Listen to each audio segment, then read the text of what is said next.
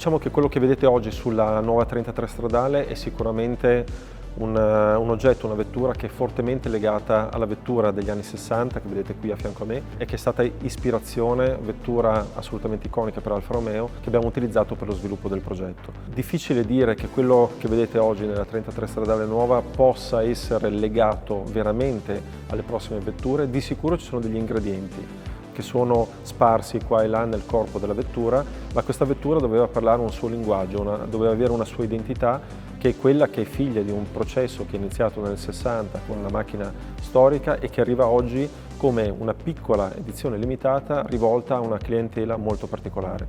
Dunque un suo linguaggio unico, una sua identità molto forte, fatta di sensualità, fatta di elementi che hanno un chiaro riferimento alla vettura storica e devono vivere in questo modo. Al contrario, diciamo che questa macchina ha contenuto al suo interno degli elementi. In qualche intervista abbiamo già dato dei riferimenti, qualcosa che succede sul cofano, qualcosa che succede anche sul corpo vettura. Di sicuro questi elementi li vedrete nella prossima gamma, però la 33 stradale, quella che vedete qui nuova, ha una sua forza e ha un suo linguaggio molto puro. Come vedete lo scudetto, a differenza di altre vetture di produzione normale, non è incastonato in quello che noi chiamiamo il trilobo, che è lo scudetto al centro con le due prese d'aria laterali. L'interpretazione che vedete su questo modello è molto figlia di quella storica, per cui diciamo che anche se togliete lo scudetto la vettura ha una sua autonomia, e lo scudetto non intacca né la bocca né la carrozzeria, ed è la ragione per la quale abbiamo cercato di ricreare sul cofano della vettura questo forte elemento, questa sorta di V che in qualche modo suggerisce la propagazione delle linee che arrivano dal curvano, che è la zona sotto al parabrezza, si proiettano in avanti al centro e vanno in qualche modo a suggerire qual è la posizione dello scudetto. Da qui nasce un po' l'ispirazione, cioè quella di arricchire delle cose che abbiamo perso all'interno della bocca. E le troviamo con questo linguaggio molto forte, un elemento grafico che va a definire la superficie del cofano anteriore. Parliamo dell'importanza della vettura storica. Immaginate prima di tutto quello che è una delle frasi che spesso utilizziamo per definire Alfa Romeo. Spesso e volentieri usiamo il concetto di bellezza necessaria. 33 stradale, siamo negli anni 60, parliamo di una famiglia di macchine, di vetture che sono costruite per le competizioni, per le corse, dunque l'eccellenza, sia nella parte tecnica, nel motore, nel telaio, nell'handling della vettura, che ovviamente deve essere al massimo. Prendete questo oggetto, portatelo in strada sotto la supervisione di Autodelta con l'ingegner Chiti e tutto questo dà vita a qualche cosa di magico per quanto riguarda la struttura, la parte tecnica di questa vettura. Chiedete poi a un designer molto importante, soprattutto estremamente creativo, molto importante per la storia di Alfa Romeo, di dare la sua interpretazione. Franco Scaglione disegna questa macchina e crea questo oggetto incredibile. La cosa bella della 33 stradale, quella storica, è che è molto pura. Tutto quello che vedete sulla macchina in qualche modo accompagna la parte tecnica che ci sta sotto, non c'è niente di ridondante, non c'è niente di aggiunto. Addirittura lo scudetto, che è questa placca metallica messa lì nella parte centrale, esattamente come avviene nelle macchine da gara. È semplicemente per ricordare il brand, ma voi potete toglierlo e la macchina rimane magnifica al tempo stesso. Questo oggetto è stato veramente importante per noi. Al tempo stesso essere vicini come tipologia di vettura, come purezza della vettura, ma anche a rispettare la distanza. Non volevamo copiare la macchina storica, anche perché sarebbe onestamente difficile farlo. Questa macchina che vedete molto piccola, molto compatta e più bassa di 1 metro e nelle proporzioni qualcosa che oggi è irripetibile anche per l'aspetto omologativo, per l'aspetto di sicurezza e di struttura che una vettura di oggi deve assolutamente rispettare. Dunque quello che abbiamo cercato di fare era cogliere l'anima di questo modello e reinterpretarlo ai giorni nostri con la debita distanza di cui parlavo prima, ma al tempo stesso con la stessa forza con cui è stata creata la macchina storica. La cosa che spesso vogliamo dire è che questa macchina non è stata costruita e poi proposta ai clienti. Noi abbiamo configurato, abbiamo sviluppato lo stile della vettura mano a mano che incontravamo i clienti e viceversa. Abbiamo avuto dei clienti nella fase iniziale che ci hanno dato un loro giudizio su quello che vedevano, ci hanno riportato delle loro conoscenze storiche. Parliamo di clienti che sono veramente molto addentro nella storia di Alfa Romeo, nella storia di molte supercar, e sono veramente delle persone che hanno delle conoscenze tecniche, storiche molto importanti, per cui abbiamo chiesto veramente il loro aiuto in questo confronto e da lì sono nate delle discussioni molto interessanti. Ci sono dei clienti che sono anche possessori della 33 stradale storica, per cui potete immaginare quanto sia stato molto forte la discussione su come interpretare degli elementi, su come mantenerli o su come nasconderli per evitare di essere in qualche modo anche criticati per degli accostamenti che non erano proponibili. La cosa bella dei clienti è che ognuno di loro ha fatto delle richieste particolari che hanno arricchito il progetto. Quello che vedete nella macchina, i dettagli, i cerchi, il frontale, l'equilibrio che c'è generale della macchina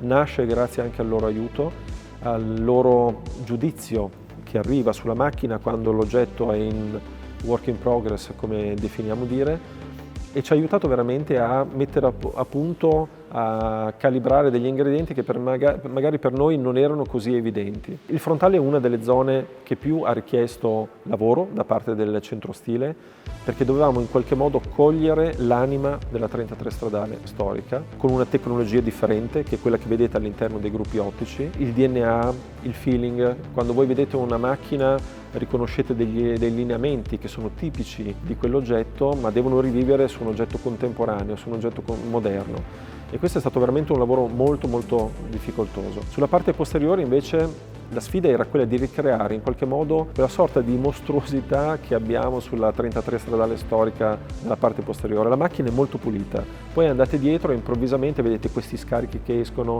quasi un effetto motociclistico. E anche per questa vettura abbiamo cercato di ricreare lo stesso atteggiamento della vettura, molto pulita, il corpo molto sensuale, con degli elementi che danno nervosismo, danno tensione sulla muscolatura, le parti basse che servono assolutamente per la parte aerodinamica e funzionale della vettura, e poi quando andate dietro c'è questo diffusore molto forte, molto accentuato da cui escono gli scarichi. Anch'essi, tutto questo serve per la parte prestazionale e aerodinamica della vettura.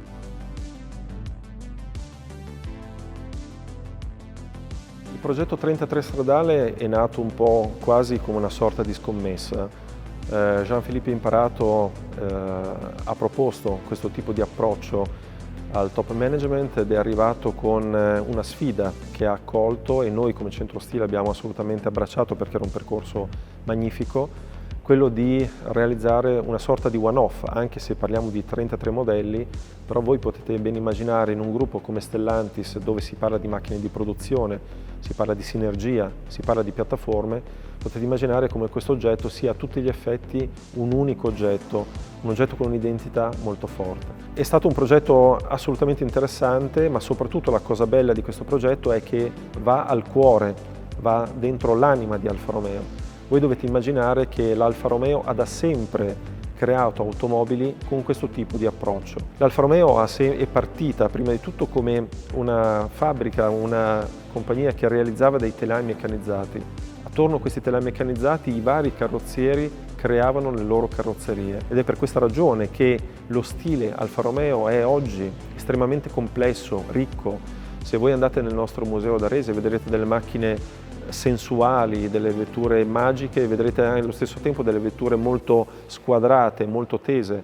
Questo appartiene al nostro DNA e per questa ragione devo dire che questo approccio che voi vedete oggi realizzato sulla 33 stradale appartiene perfettamente al nostro bagaglio culturale, alla storia di Alfa Romeo. Jean-Philippe Imparato ha anche anticipato il fatto che questo molto probabilmente non rimarrà come un esercizio unico, ma troverà delle altre vetture in futuro. E questo è, ripeto, è esattamente coerente con la nostra storia, per cui oggi vediamo questa macchina, ma chissà, sicuramente in futuro vedremo degli altri modelli, magari delle one-off o delle serie limitate, che andranno a incontrare il gusto di un gruppo sicuramente non estremamente ampio di clienti che vorranno abbracciare i progetti che andremo a proporre. Come vi avevo già accennato prima, questa macchina ha una sua identità, ha una sua autonomia rispetto alle vetture di produzione che stiamo sviluppando e che andremo a proporre nei prossimi anni, però è anche vero, come appunto vi avevo detto, che ci sono degli ingredienti sparsi nella carrozzeria che ritroverete come elementi di stile nella futura gamma, dove parliamo di modelli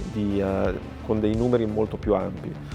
Questa vettura però è importante per varie ragioni. Primo, perché parliamo di una macchina con una serie limitata estremamente piccola, secondo perché è un ponte tra la parte endotermica, questa macchina che voi vedete è nella configurazione col motore classico a combustione, ma i clienti possono scegliere sia tra questa versione che quella totalmente elettrificata. Per cui questo oggetto è a tutti gli effetti una sorta di ponte attraverso una tecnologia che è quella che stiamo abbandonando in questi anni e quella che stiamo andando ad incontrare in questo periodo, quando sempre di più le macchine passano da essere endotermiche, ibride e 100% elettriche.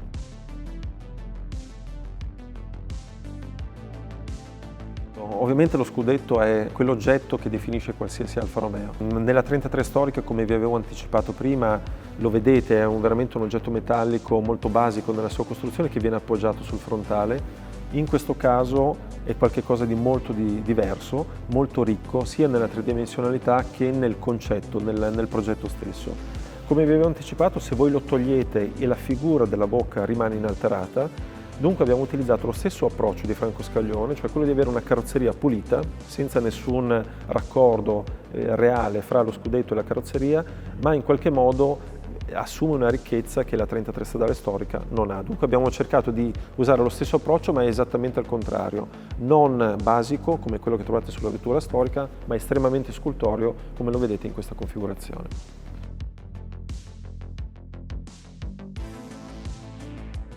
Come abbiamo anticipato prima, il frontale della 33 storica era molto importante, aveva questi due occhi bellissimi da vedere, incastonati in un corpo molto puro. Abbiamo usato lo stesso approccio e dunque l'identità, la riconoscibilità era molto importante. In questo caso la tecnologia ci viene in aiuto perché passiamo da delle parabole molto semplici a un oggetto estremamente complesso e anche, devo dire, molto scenografico. Ovviamente all'interno di questo proiettore abbiamo le varie funzionalità, per cui abbiamo l'anabbagliante, l'abbagliante e il DRL, che oggi sempre di più identifica e dà la caratteristica frontale della vettura quando i gruppi ottici sono accesi. In questo caso vediamo quello che chiamiamo il welcome light, per cui vedete queste strisce luminose che si accendono.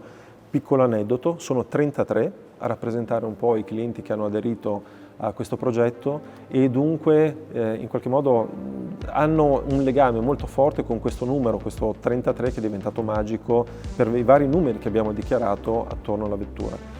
Come vedete si definisce il perimetro del proiettore e poi con le altre funzioni andiamo ad illuminare quelle che sono le classiche funzioni che troviamo in ogni gruppo ottico sia anteriore che posteriore. Parliamo sempre di funzionalità e bellezza e stile al tempo stesso e anche nel gruppo ottico anteriore abbiamo questo tipo di approccio. Cosa vuol dire? Vuol dire che la funzionalità tipica di un proiettore, che è quello di illuminare, viene in qualche modo anche arricchita delle funzionalità tecniche. Ecco che allora da questa parte sotto al gruppo ottico abbiamo l'ingresso per l'aria per l'intercooler e nella parte laterale abbiamo una parte, uno slot aerodinamico che ci permette di prendere il flusso d'aria che arriva dalla parte anteriore, esce dal vano ruota per permettere all'aria di rimanere attaccata alla fiancata e fluire verso il posteriore della macchina. Sono Ina Kondakova, sono Chief Interior Designer per Alfa Romeo.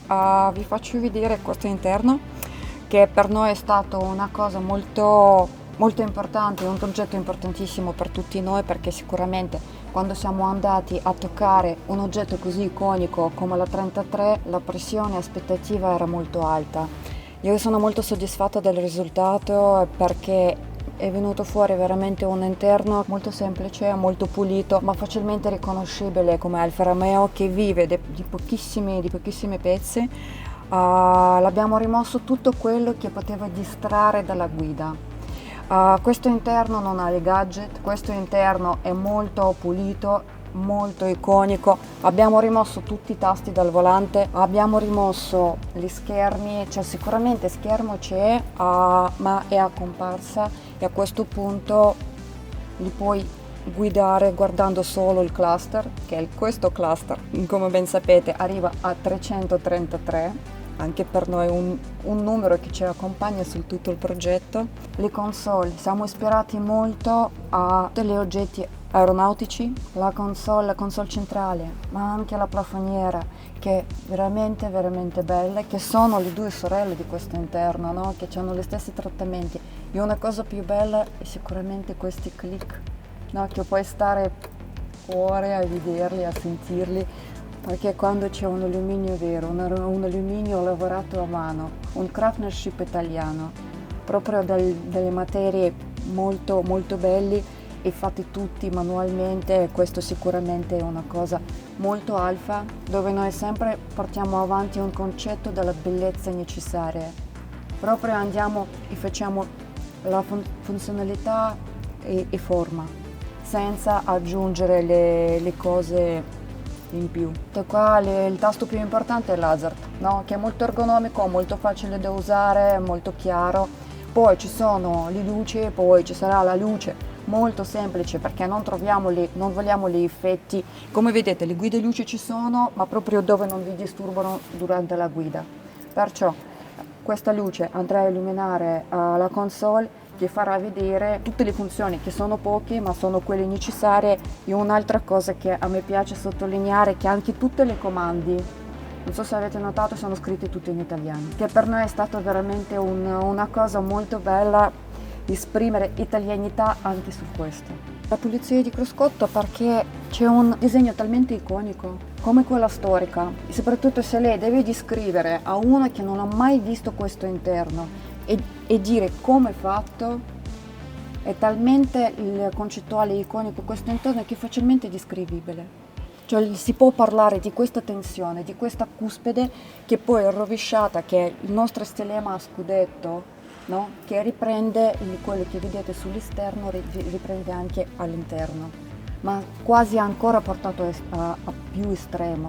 Per esempio anche le bocchette sono ben nascosti perché non andiamo a celebrare un qualcosa che per noi non è importante.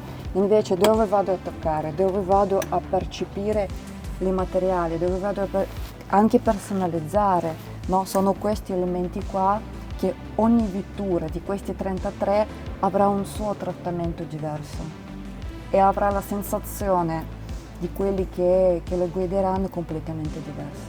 Un altro l'oggetto di quale per me è molto importante parlarvi è sicuramente di tutti gli accessori che abbiamo fatto per questa vettura. Come vedete noi non abbiamo un glow box, non abbiamo un cassetto classico, abbiamo un marsupio, come si usava anche prima. Questo marsupio li potete portare con voi e cosa immaginiamo? È proprio un effetto romantico quando tu dentro c'è una mappa, ancora quelle di carta, quando tu puoi avere le guanti da guidare, un qualcosa che dopo lo puoi prendere e anche portare a casa. Poi abbiamo anche le altre borse che vi faremo vedere, che sono due, che si chiamano pilota e copilota. Perché pilota e copilota? Perché il pilota è proprio, li mette la sua giacca, il vestito da portare a galà, invece il copilota ha un altro tipo di borse dove possiamo sempre mettere gli occhiali, le mappe e le altre cose. Per noi anche proprio tutto il discorso di pilota e copilota è molto importante, perché sicuramente Alfa è driver centric, lo sappiamo, ma comunque anche copilota in questa vettura è molto importante.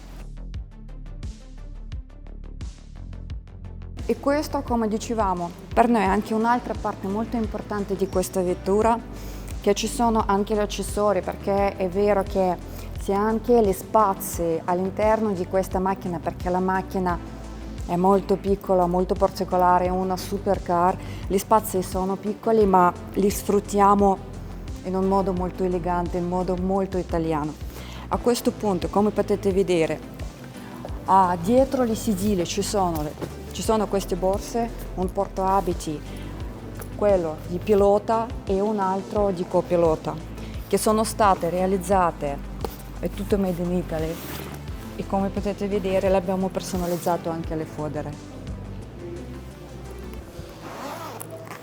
Molto bello e molto particolare. E poi sui trattamenti di queste borse, ogni cliente potrà scegliere il suo, potrà avere anche la ceratura di colore anche più particolare, anche più foglie, abbinate alla vettura che potrà scegliere. Un'altra cosa particolare di questo set di borse, come il nostro interno è bicolore, c'è questo bellissimo biscotto insieme col cioccolato, a questo punto anche le borse vivono della doppia funzionalità. riprendono questa anima che abbiamo all'interno, mi fanno la sensazione completamente diversa rispetto a dove li porto.